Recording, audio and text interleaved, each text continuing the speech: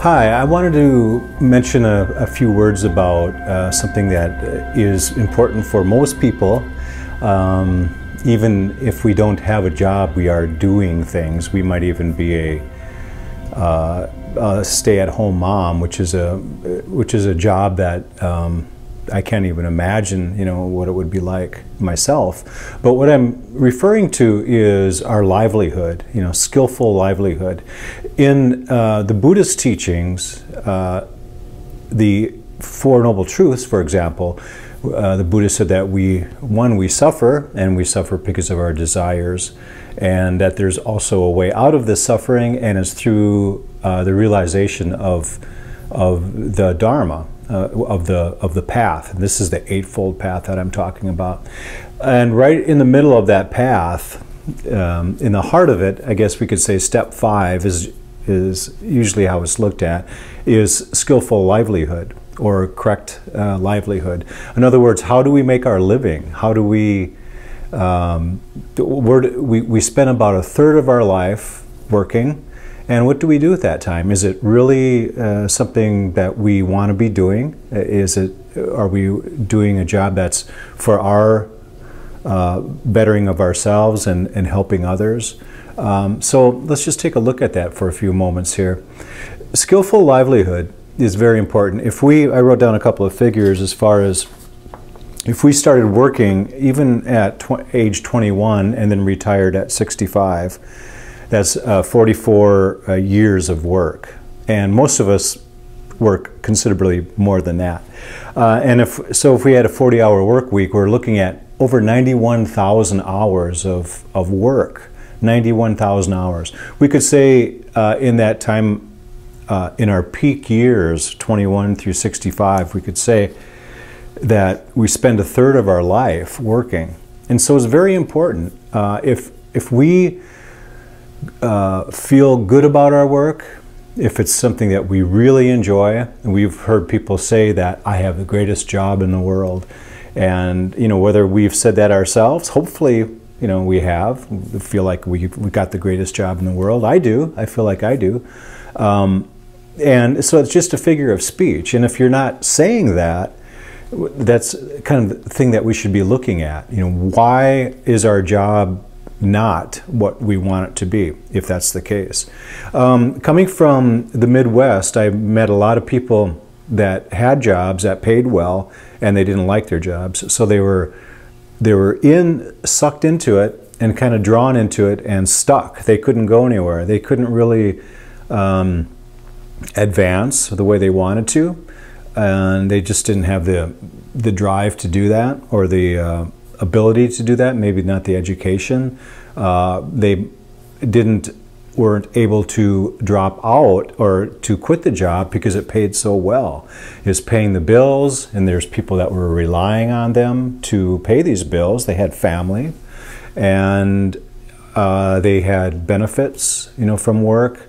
They had their whole life at work, and they were basically working for retirement, looking forward to retirement, and then living out their years. And we've all probably heard the stories about a person working their butt off, so to speak, until they retire, only to find that they have some kind of an illness, or something happens in their life where they can't enjoy their retirement, through death or other things. So it's very important that we have a job, and a job that we like.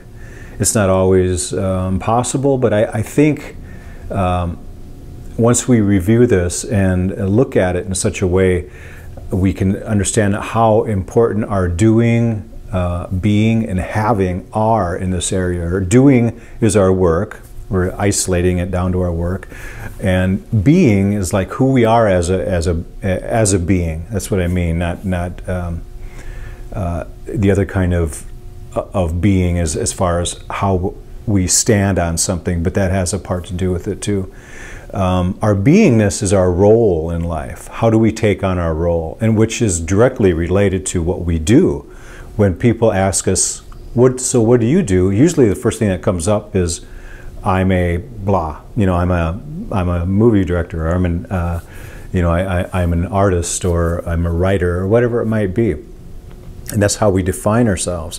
And so a lot of times when people retire, they have this identity kind of crisis, because they don't have that I do this or I do that, and instead it turns into I am retired now, but I used to do this, I used to do that. So they're still trying to identify with what they're doing, and their role in life as a result of that doing, and then as a result of all of that, what we have left over in this aspect of our life that we call work, or our jobs. There's a few things that the Buddha actually outlined in the area of work. One of them was we can ask ourselves, is my job inherently the wrong occupation?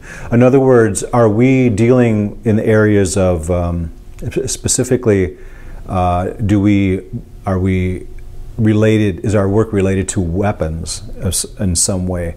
Is it related to a building of firearms or knives? And we have to really look and see if our job is inherently wrong occupation. So are we somehow tied in with intoxicants like drugs or alcohol?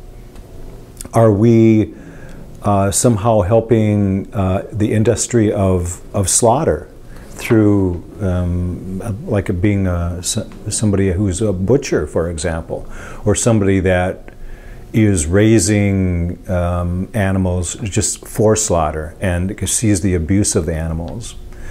All these things that we have to ask, is this occupation inherently wrong?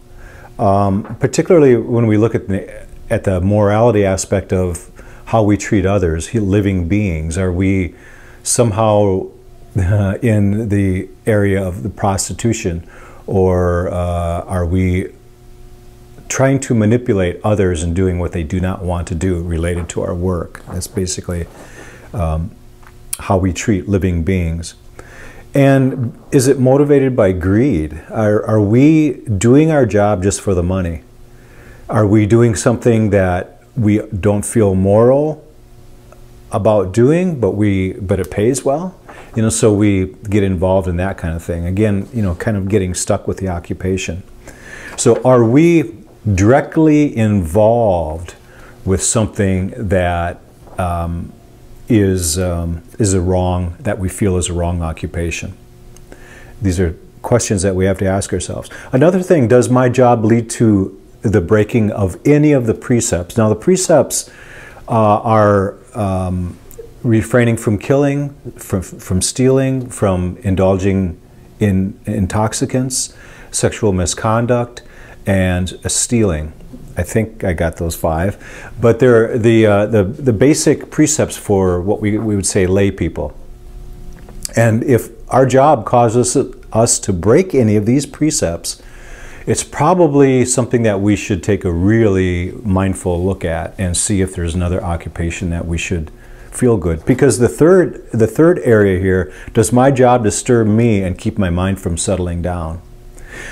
And if we have a job that doesn't allow us to be peaceful, that doesn't allow us to sit in meditation with a still mind, for example, it's causing some difficulties in our life.